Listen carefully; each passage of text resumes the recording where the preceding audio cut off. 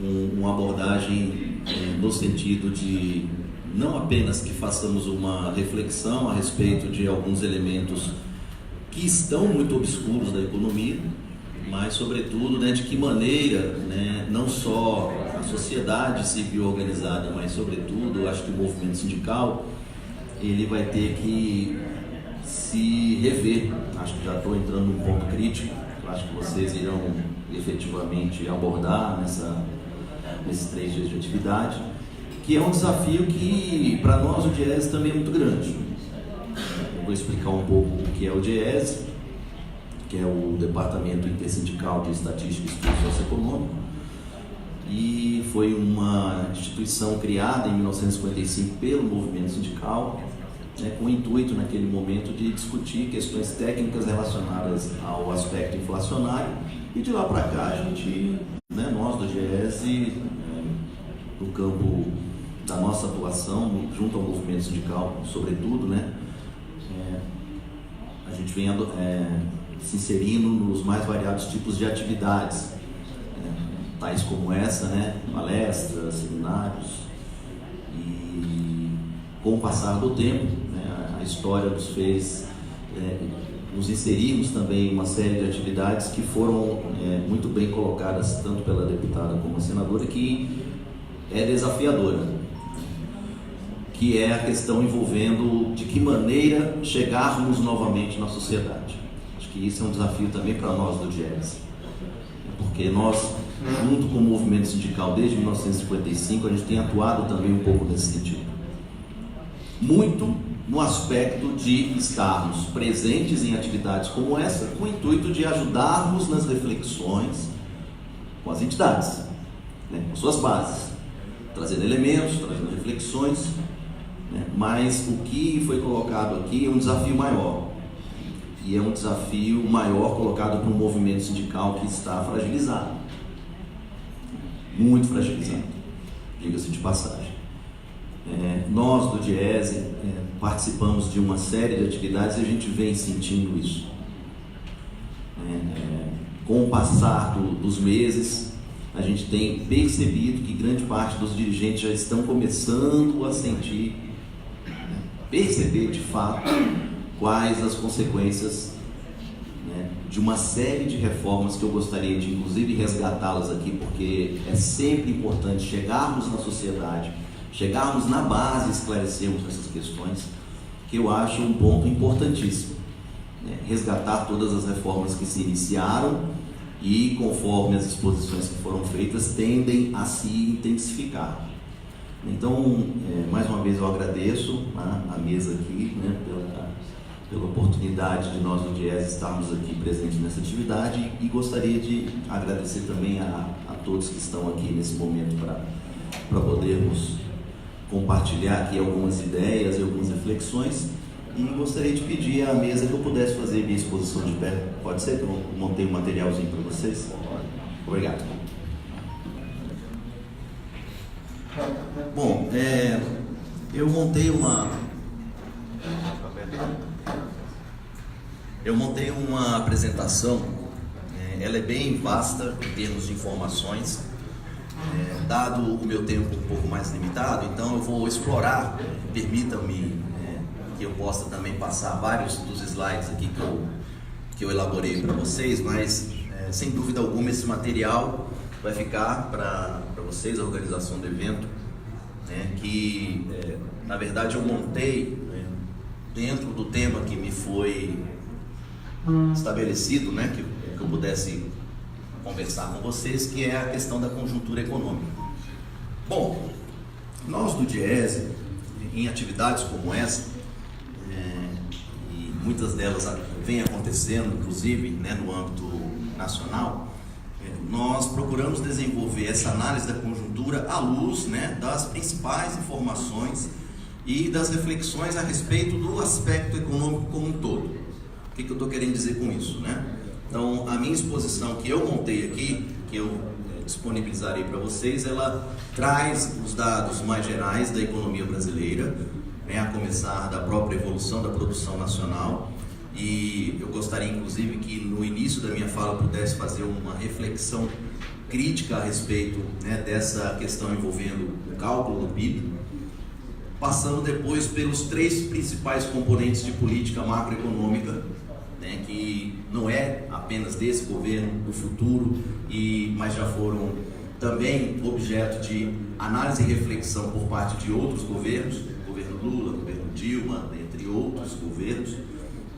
Então, eu gostaria de fazer algumas reflexões também sobre o ponto de vista da condução e algumas reflexões sobre o ponto de vista da política fiscal, da política monetária e também da política cambial, né, que são os 3 principais elementos da chamada política macroeconômica.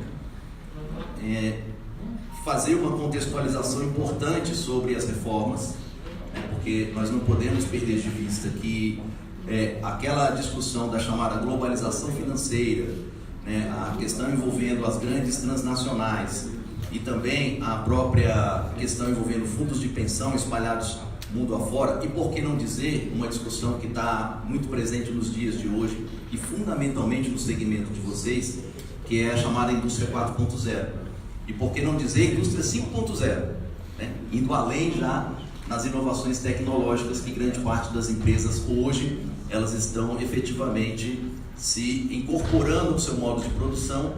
E a gente pensa que quando fala em modo de produção parece ser apenas de indústria, mas o que a gente vem percebendo é que um dos setores que vem mais crescendo mundialmente falando, que é o setor serviços, também está passando por todo um processo vinculado a essa mudança tecnológica que está acontecendo nesse contexto da chamada indústria 4.0 e a futura indústria 5.0, né, que eu gostaria inclusive de colocar como um dos elementos também constitutivos da reflexão do contexto econômico mais geral, tanto do ponto de vista mundial, como também, né, na nossa realidade brasileira. Bom, é claro, né, que ao final da minha fala eu vou trazer aqui alguns elementos que, conforme foi bem destacado, né, nas falas anteriores, ainda está muito obscuro, mas começam a aparecer alguns elementos constitutivos do que poderá ser, né, a política econômica do governo Bolsonaro, né, daqui para frente. Claro que esse nível de detalhamento não aconteceu antes, né, que pudesse permitir um debate maior a respeito de ideias e também do que poderia ocasionar essas ideias na sociedade, mas elas começam, bem ou mal, a aparecer de forma, né, a que nós possamos fazer algumas reflexões a respeito, né, do que poderá vir a ser as políticas de fato, né, do governo que se inicia em 1º de janeiro. Sempre é bom mencionar esse indicador que é o mais geral, né, aqui eu trago uma série de informações relacionadas à produção nacional, o PIB, e acho que um pouco do meu papel aqui nesses 30 minutos, eu acho que é trazer alguns números, algumas informações que já foram colocadas, tanto pela senadora Gleice como também pela deputada Érica. Um dos elementos fundamentais diz respeito ao fato de que o Brasil apresenta hoje uma das... Está bem cortado, mas o que o Brasil vem apresentando em termos de performance mundial, ela está aqui, inclusive, de seus próprios pares dos BRICS. O Brasil ele faz parte de um conjunto de países chamados emergentes, né? Brasil, a China, Índia, África do Sul e também a Rússia, né, que compõe esses BRICS, que foi até mencionado pela senadora como uma iniciativa do governo Lula de que pudesse ser discutido um banco, né, envolvendo esses 3 países, no sentido esses países que compõem os BRICS, né, no sentido de que pudesse se formar um fundo envolvendo essa ideia inicial. Então aqui a gente já percebe que a performance, sob o ponto de vista de crescimento mundial, do Brasil frente aos outros países ainda é muito modesta, e é muito mais modesta quando nós encaramos os dados relacionados à nossa própria performance aqui, local. Nós não podemos esquecer que nós tivemos 2015 e 2016 com uma retração econômica superior a 7%.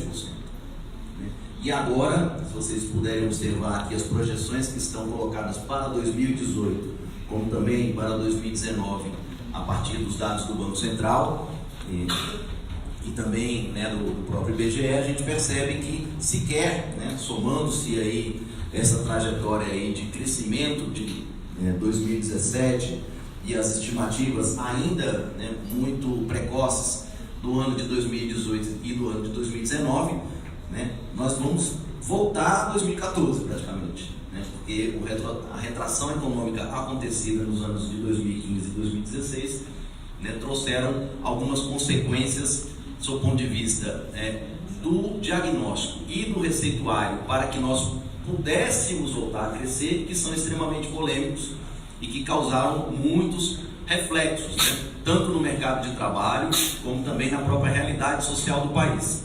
Por que eu estou querendo dizer isso? Né? Antes, né, é importante que nós façamos uma análise do PIB, da produção nacional, sob 3 óticas que foram muito bem trabalhadas também pela mesa anterior.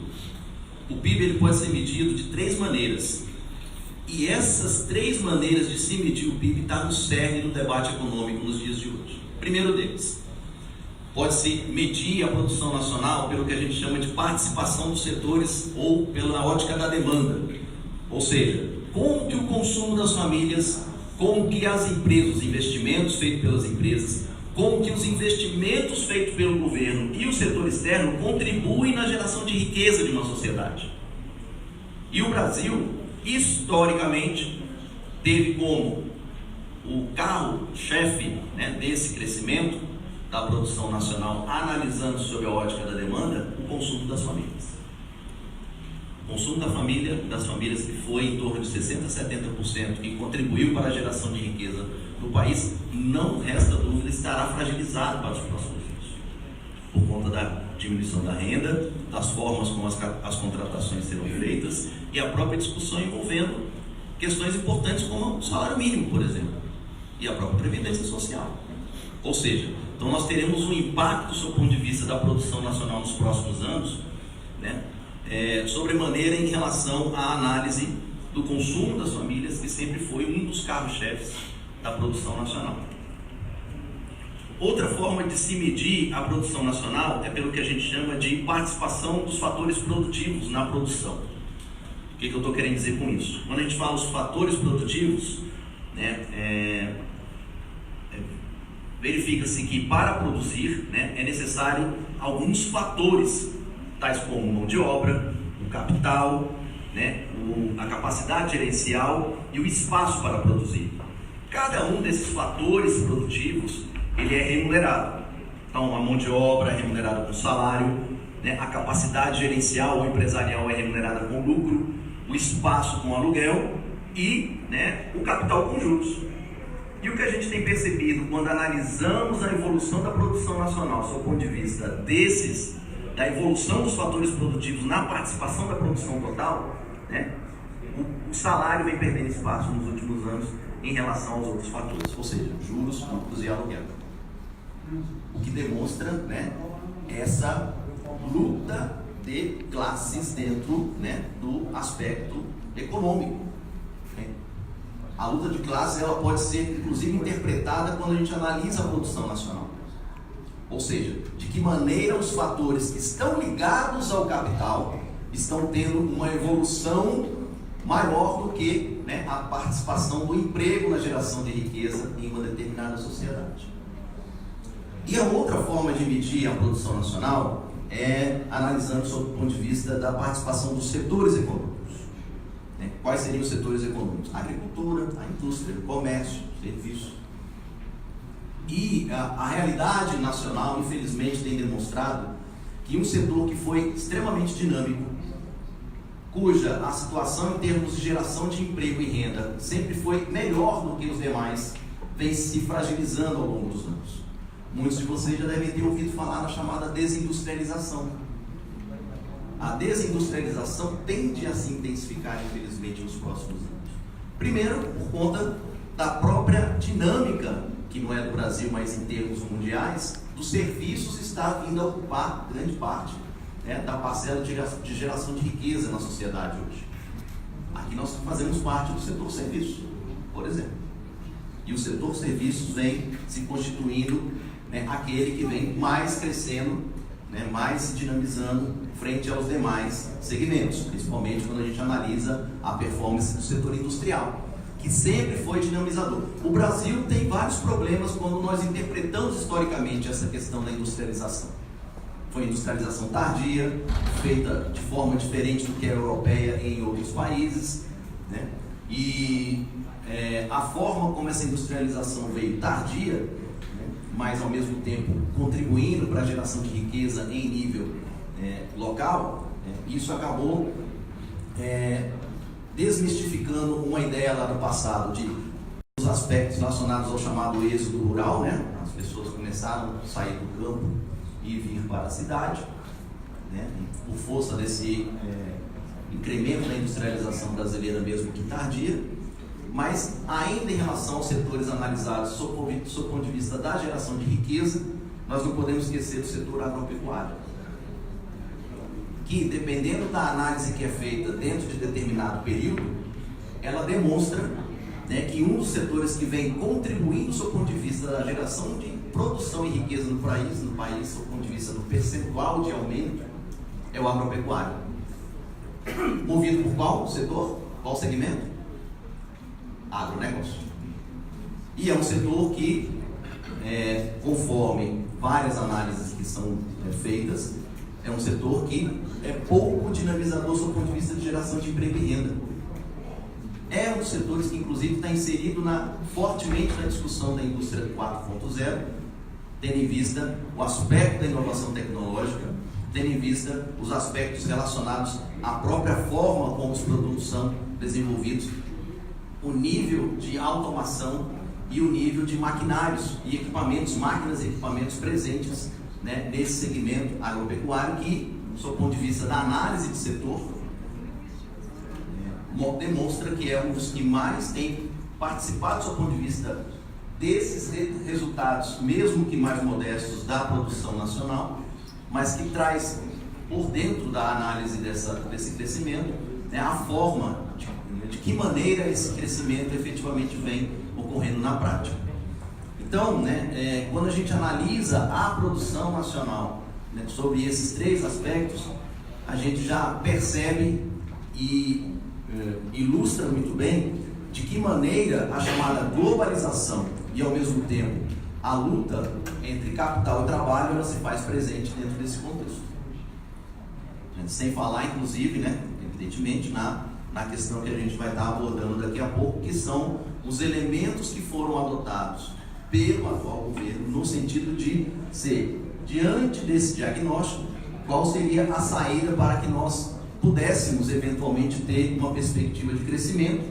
E isso a gente não pode esquecer jamais, que se constitui nessa contextualização importante que foi muito bem mencionada anteriormente pelas palestrantes. A contextualização de todos esses elementos que foram utilizados pelo governo, com a perspectiva de que o país, a locomotiva Brasil, voltasse a ter um ritmo de crescimento diferentemente do que aconteceu em termos de retração econômica no ano de 2015 e no ano de 2016, ela está justamente vinculada a esses quatro elementos, que de certa forma, né, praticamente todos eles têm como uma das suas principais características, né, uma rediscussão do próprio papel do Estado dentro dessa lógica, né, não só como dinamizadora do desenvolvimento, mas de que maneira o Estado ele se envolve, né, nessas reformas que foram propostas e passaram no Congresso Nacional, né, do governo Temer, né, que começou com a emenda constitucional do teto, né, a antiga PEC, e essa emenda constitucional 95 muito bem explorada na mesa. Muitos de vocês a conhecem, mas sempre é válido reforçar que essa emenda constitucional ela tem como uma das suas principais características, e eu acho isso muito grave, estabelecer a condução da política fiscal do governo e dos governos dentro da Constituição Federal. O que eu estou querendo dizer com isso? Lá está muito claro que as despesas primárias do governo central, elas só poderão crescer de acordo com a inflação do ano anterior. Está bem claro na emenda constitucional. Ou seja, está estabelecido que qualquer governo, mesmo o que entrasse e o que entrou, vai ter que obedecer à regra constitucional. Ou seja, algo que era praticamente definido pelo Conselho Monetário Nacional e o Ministério da Fazenda, Planejamento, teriam a prerrogativa e o Banco Central de executarem a política estabelecida pelo Conselho Monetário Nacional, agora está inserida na própria Constituição Federal. Então, a política fiscal que se estabeleciam as diretrizes no âmbito do Conselho Monetário Nacional, ela está praticamente definida no âmbito da própria Constituição, pela própria emenda constitucional. E o mais grave saber é que passou via emenda, porque a emenda é um fórum qualificado que requer que a emenda constitucional ela seja aprovada. E foi aprovada, né, pelo quórum qualificado. Isso aconteceu em dezembro de 2016. Posteriormente, nós tivemos a lei da terceirização, em março de 2017. O movimento sindical tinha um receio muito grande do que veio a acontecer na prática, tanto por intermédio das decisões do Supremo Tribunal Federal, como também por intermédio das próprias discussões que acabaram acontecendo no Congresso Nacional, nas audiências públicas e também no frigir dos ovos, quando a legislação efetivamente ela foi aprovada, que ela pudesse ou não contemplar as atividades fins. E isso, esse receio acabou se concretizando na prática. E mais grave, a lei da terceirização, que parecia ser algo apenas do regime seletista, está chegando fortemente também às discussões, tanto no setor público estatutário, como também nas próprias empresas estatais. Em setembro agora, saiu um decreto que estabelece que em 120 dias, e em janeiro, o Ministério do Planejamento vai ter a prerrogativa de dizer, estabelecer quais os cargos no âmbito do setor público federal poderão ser terceirizados. E mais, estabelece uma regra rígida, muito rígida, quer dizer, flexível, do seu ponto de vista dos cargos ou carreiras dentro das empresas estatais que efetivamente poderão ser também terceirizadas. E para se ter uma ideia, quando você lê esse decreto na sua íntegra, percebe que as fragilizações do ponto de vista de contratações terceirizadas, elas são mais fáceis do ponto de vista da análise das empresas estatais. E cria-se uma série de mecanismos generalistas dentro do próprio decreto, que as empresas estatais podem se utilizar de tal maneira que elas possam também terceirizar determinadas áreas, inclusive áreas fins, porque o Supremo Tribunal Federal também já julgou tanto o caso dos Correios, como também o caso da chamada terceirização e pejotização das atividades fins, e foi uma decisão também muito recente. Então, no âmbito da própria terceirização, que parecia ser algo apenas do regime seletista, isso também tem se generalizado para as interpretações envolvendo o regime estatutário. E isso faz com que a emenda constitucional do teto ela se fortaleça ainda mais. Porque, sob o ponto de vista fiscal, o governo federal não tem tantos problemas envolvendo um dos elementos constitutivos da análise de despesas com o pessoal, que é a lei de responsabilidade fiscal. Os limites estão abaixo. Existe uma lei chamada Lei de Responsabilidade Fiscal que estabelece para os governantes um teto, um limite para despesas de pessoal, e esse limite, ele, no caso, não está superado quando a análise é feita no âmbito do governo federal. Mas quando a gente vai para estados, aí os limites estão próximos ou então acima dele. Ou seja, para efeito dos governantes, governadores e até mesmo prefeitos, porque grande parte dos governadores e também dos próprios municípios acabam pegando e fazendo o dever de casa do governo federal. E fazer o dever de casa do governo federal poderá passar, por exemplo, por uma observância em relação às contratações que não passem apenas pelos concursos públicos, mas pela própria generalização da terceirização como forma, como prática, de tentar levar o serviço, levar o setor público para a sociedade como um todo.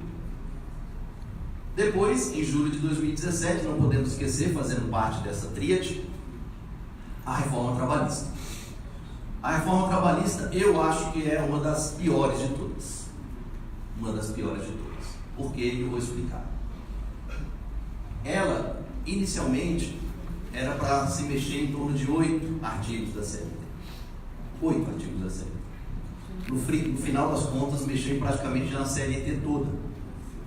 E vocês estão sendo, né, as negociações coletivas, e vocês esbarraram em muitos aspectos relacionados a essas mudanças que aconteceram no âmbito da reforma trabalhista. E várias categorias também estão passando por esse mesmo dilema. Por quê?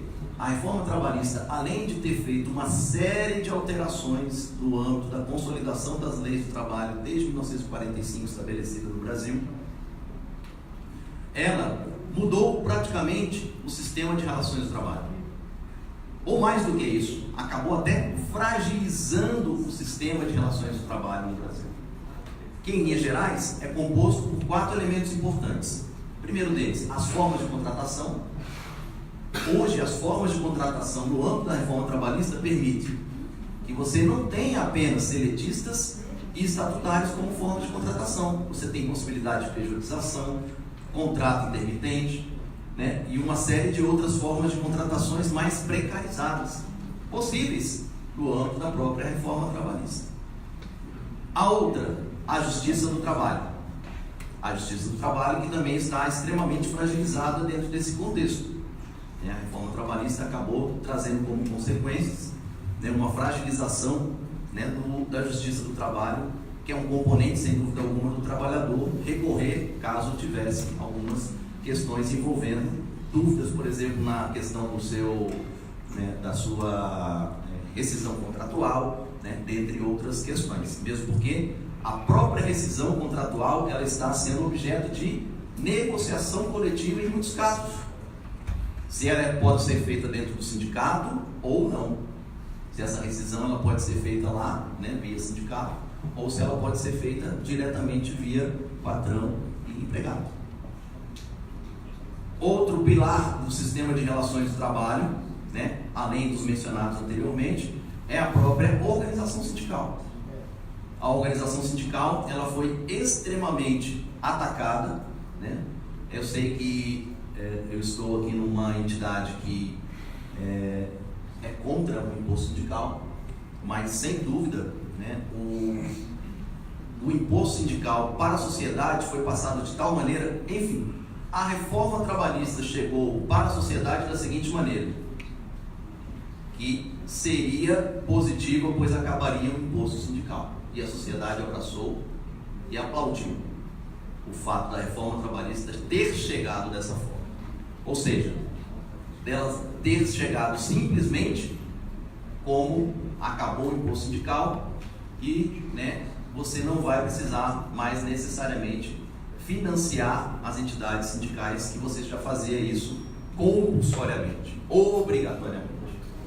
Infelizmente, a discussão da reforma trabalhista na sociedade chegou de tal maneira que hoje nós, a partir dos dados, né, que a gente coletou, tanto do IBGE como também da PNAD, demonstram que cerca de 80% foi a perda de financiamento das entidades sindicais. 80%. E isso vai se estender para os próximos anos. Ou seja, a fragilização do movimento sindical na prática ela já está acontecendo e vai se intensificar. Por isso que acho que a provocação feita pela mesa, sob o ponto de vista, né, de que maneira nós vamos ter que nos repensar, ela é importante. Porque o movimento sindical, além das fragilizações decorrentes de todo esse processo, né, de toda essa contextualização que eu acabo de desdobrar junto com vocês, acaba também sendo uma forma, né, de fragilizar financeiramente e também, sob o ponto de vista de atuação política, né, e aí a atuação política nesse momento, conforme foi mencionado, vai ser de suma importância, e o movimento sindical ele vai estar extremamente fragilizado nessa atuação, né, levando-se em consideração o aspecto do impacto da reforma trabalhista, inclusive do ponto de vista do lado, né, financeiro. E o outro pilar, o outro elemento constitutivo do sistema de relações do trabalho que foi atacado pela questão da reforma trabalhista é o acordo e a convenção coletiva. O fim da ultratividade, associado ao fato de que você tem a possibilidade de acordos individuais no âmbito das empresas, fragilizou também a ação do movimento sindical na prática.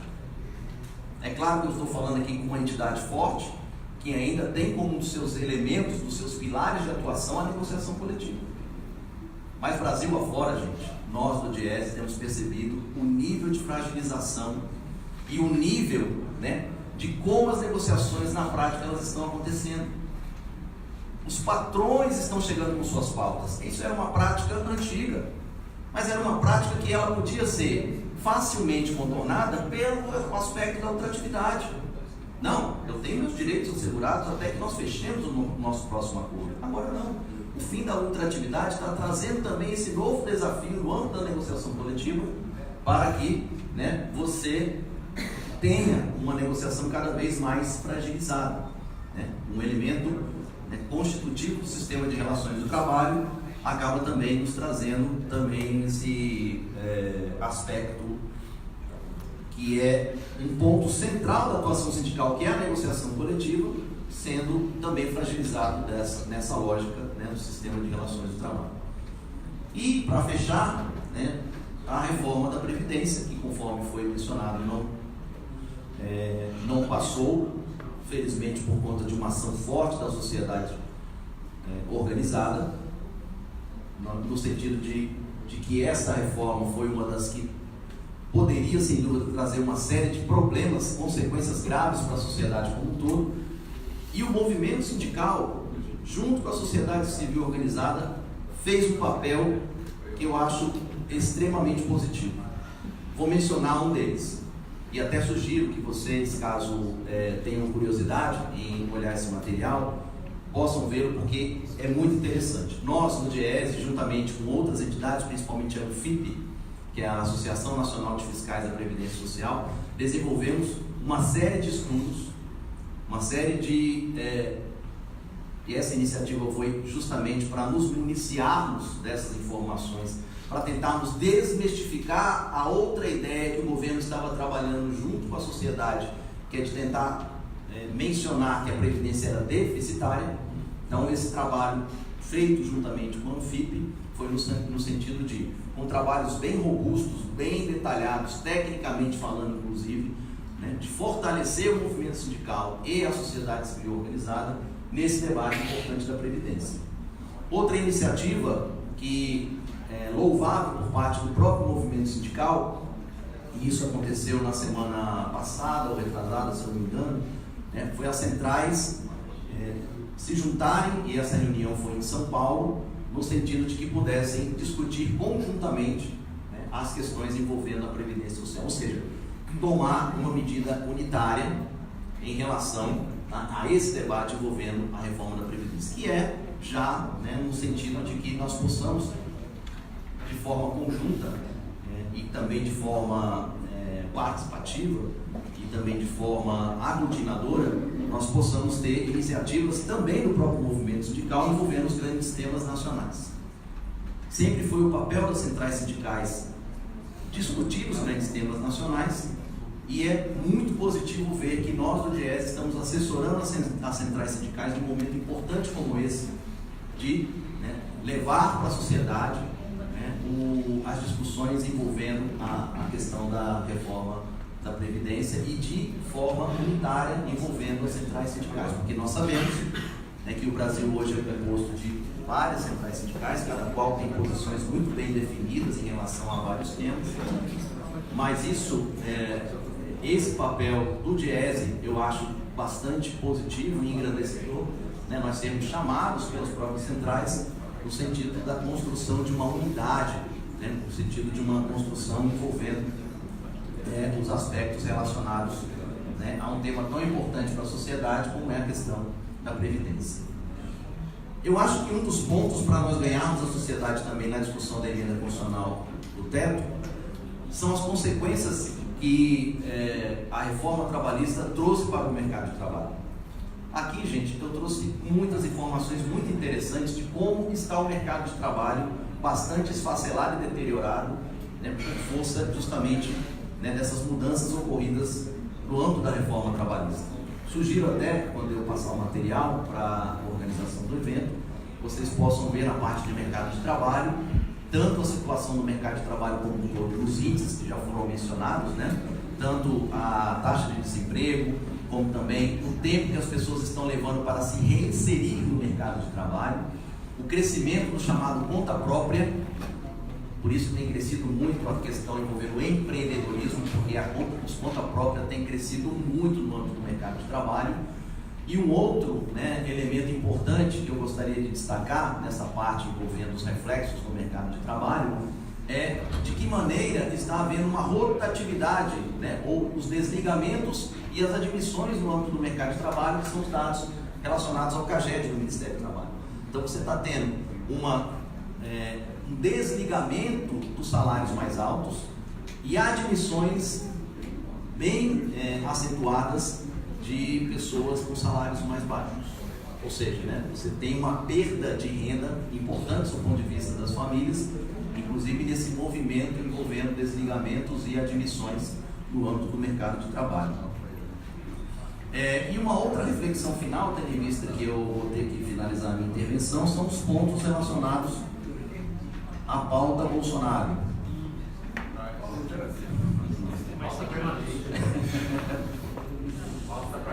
Trago aqui uma série de informações, fiquem à vontade em ver aí. Então, bom, acho que o ponto fundamental, acho que em 5 minutos eu consigo abordar. Eu acho que o ponto fundamental é o obscurantismo em relação às propostas, né? Você tem uma série de balões de ensaio que foram, acho que até de forma provocativa em relação a ver a reação da sociedade, né? Acho que muitos de vocês devem ter, inclusive, recebido essa informação de que o governo, por exemplo, o Paulo Guedes, ele tinha um desconhecimento, inclusive, do ponto de vista dos ritos orçamentários, né?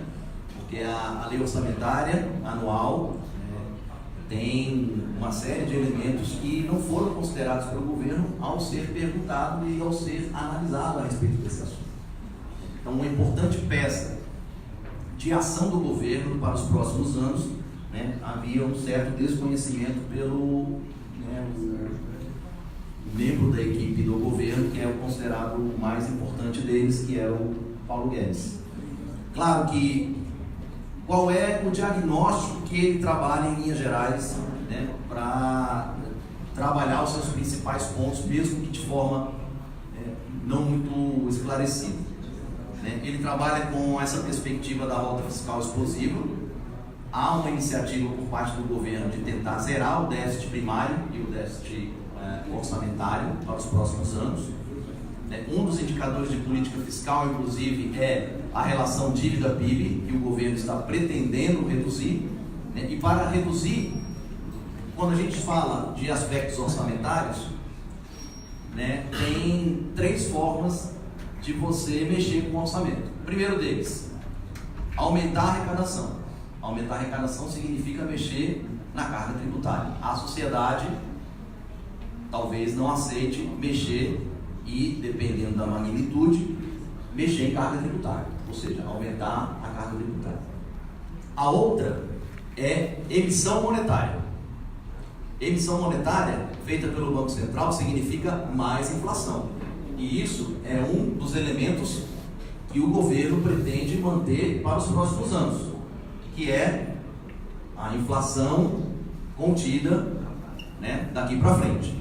Tanto que as estimativas que se trabalham com sinalizações de inflação próximas ao que está hoje, em torno de 3 a 4% ao ano, dependendo das estimativas aí, se do Banco Central ou, né, do Instituto de Fiscal Independente, aí, que é um órgão da Câmara dos Deputados, que tem desenvolvido algumas projeções, né, do ponto de vista dos grandes números da economia. Um dos diagnósticos também que o governo trabalha é a infraestrutura insuficiente e deteriorada. Qual é o caminho, o diagnóstico na qual ele pretende resolver esse problema? Por intermédio justamente da intensificação das privatizações.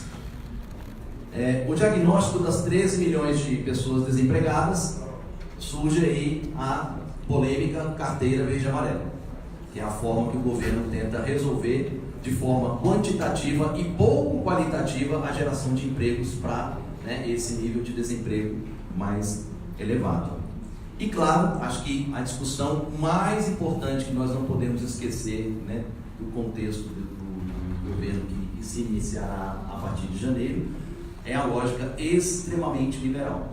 Acho que foi mencionado, né, um dos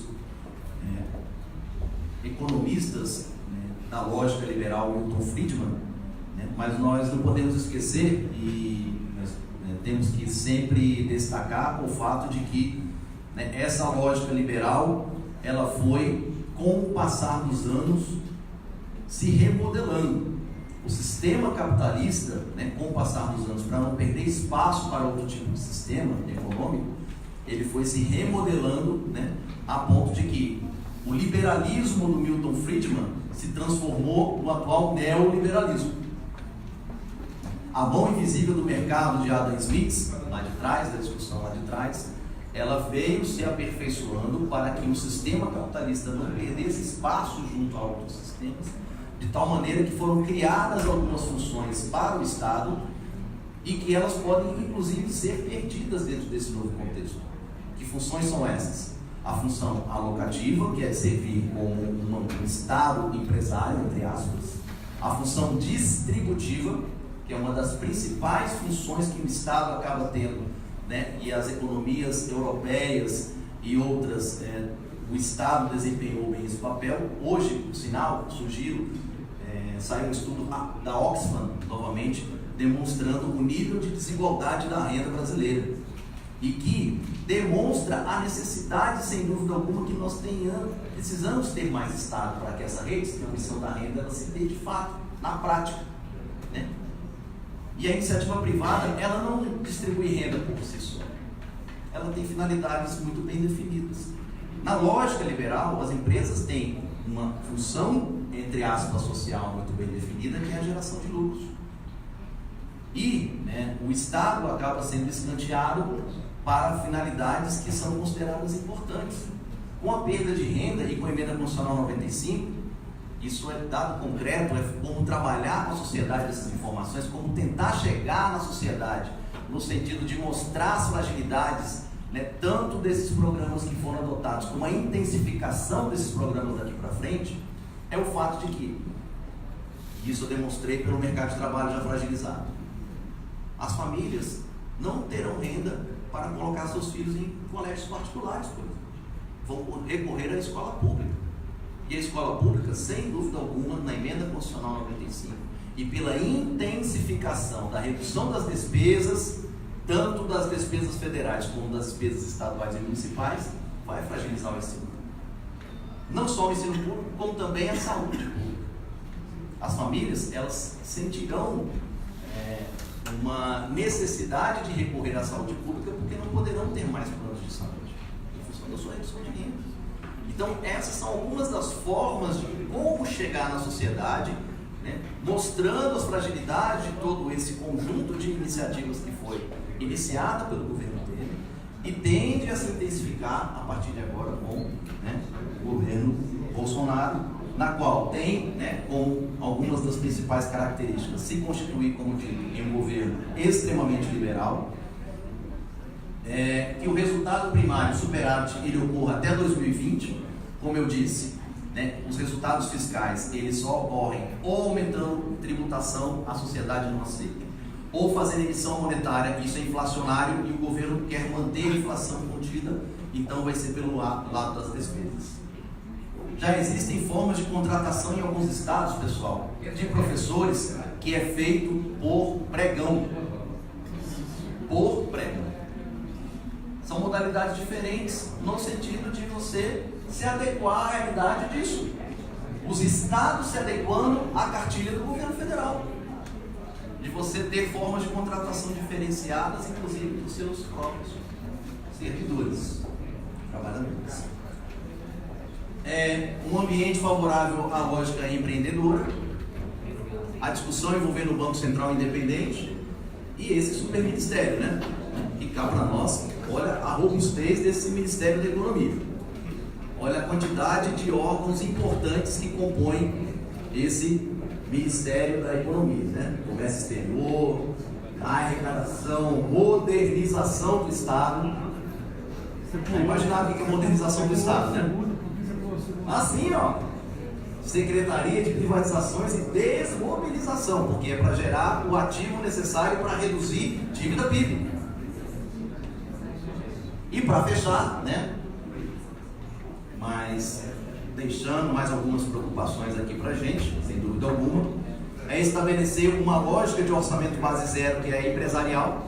O orçamento base zero é o seguinte: os orçamentos que são feitos atualmente, eles tomam como referência estimativas, projeções de receita e despesa que ocorreram no passado. O orçamento base zero é você partir do zero. Partir do zero. Ou seja, esquecer o que aconteceu em termos de arrecadação histórica, e fundamentalmente em relação às despesas que aconteceram, do ponto de vista histórico, para você compor o orçamento, né, na lógica do corte de despesas, que é o segundo ponto. E, né, na lógica da tributação, você tem a unificação de tributos e a chamada simplificação tributária, que é um debate importante que nós vamos ter que também nos envolver. Da mesma maneira que nós nos envolvemos numa discussão que não é fácil, que foi o da Previdência, né? Nós do DIEESE, juntamente com outras entidades, também desenvolvemos uma série de atividades relacionadas à política tributária, junto com a FENAFISCO, com a própria FIP, né? Que eu até sugiro que vocês possam acessar, né? Que é um estudo chamado Tributação Mais Justa, né? Que é muito robusto também, que dá elementos de que maneira o movimento sindical também pode se intervir, né? Intervir de forma qualitativa e, né?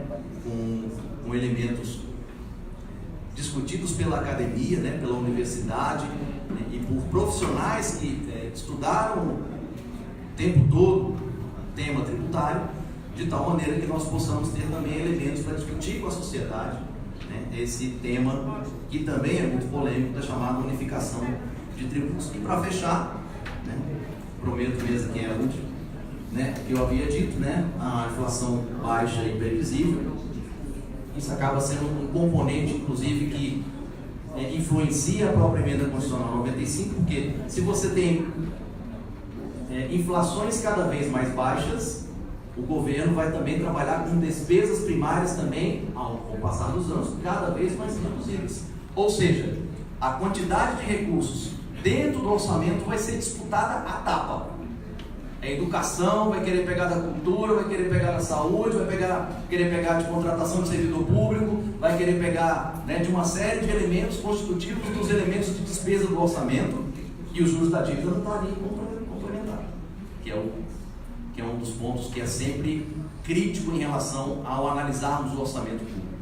É o fato de que os juros, né, que é um componente de despesa financeira, ele não é tocado justamente porque acaba influenciando positivamente o sistema financeiro como um todo, né? E o BNDES teria esse papel, né, como um banco de investimento para auxiliar nas privatizações, né? E não como um banco de desenvolvimento econômico-social que vinha, né, desempenhando esse papel, né, como um Estado presente na vida das pessoas, no sentido de proporcionar recursos para as empresas que pudessem apresentar projetos factíveis e que pudessem, né, dinamizar a economia do país. Enfim, né, então esse é um conjunto de medidas extremamente polêmicos. Por serem polêmicos, eu creio que foi estratégico não divulgar com certa antecedência. E acho que para finalizar de fato, o trabalho no Congresso vai ser extremamente difícil. As análises que têm sido feitas pelo DIAP, por exemplo, né, que é o Departamento Intersindical de Assessoria Parlamentar, mostram um novo perfil de fato do Congresso Nacional, que foi dito aqui tanto pela senadora como pela deputada, que vai, sem dúvida alguma, colocar a bancada de esquerda com um trabalho ainda mais exaustivo lá dentro do Congresso, sem dúvida alguma, de acompanhar, debater, né, ser uma referência, né, de representatividade da sociedade nesse momento, que, né, bem ou mal acabou sendo muito influenciada por uma série de fatores que foram decisivos, né, no processo eleitoral desse ano. Acho que muitos de nós já participamos desses processos eleitorais há muito tempo e muitos de nós acho que ficamos surpreendidos da forma, claro que lá no Congresso já vinha se trabalhando com o crescimento, né, desse parlamentar, do ponto de vista, né, da sua forma que ele estava se apresentando para a sociedade e conseguindo um certo respaldo da sociedade, mas muitos de nós não imaginaríamos que um efeito fake news pudesse também ser um fator decisivo no nosso processo eleitoral aqui no Brasil. Nos Estados Unidos acabou acontecendo na prática e aqui acabou também sendo um dos elementos definidores e que nos coloca uma série de desafios, tanto para a sociedade civil organizada, como para o próprio movimento sindical, e nós do DIEESE, historicamente, né, desde 1955, nos colocamos aí à disposição do movimento sindical para tentarmos ajudar nesse momento de reflexões, debate e, sobretudo, resistência. Obrigado.